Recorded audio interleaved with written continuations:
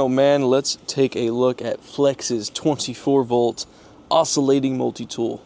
Starlock is extremely easy to put the blades on.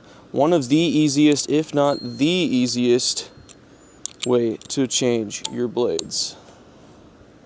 Now the downfall of Starlock is that the blades can tend to be a bit more expensive than your traditional oscillating multi-tool blades. We have a multi-speed selector here. 1 through 5 go down or go up. The battery placement is a little awkward for me. I just put 2 fingers down here, then grab the rest up here.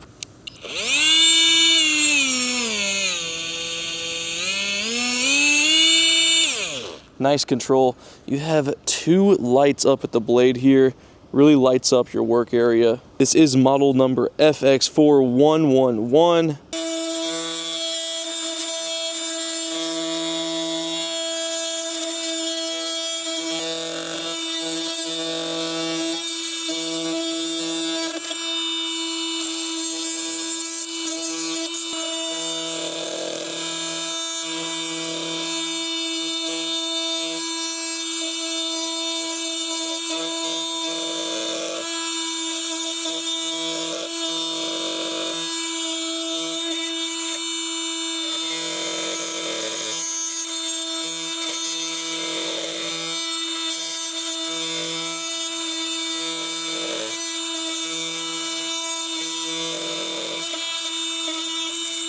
Switch over to our metal blade, and by the way, these are Flex blades that came with the multi-tool.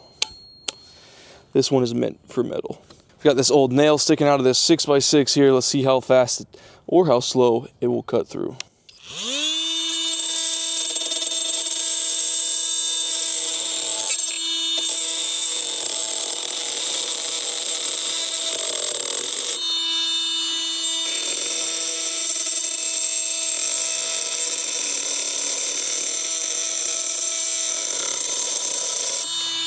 How did that blade hold up?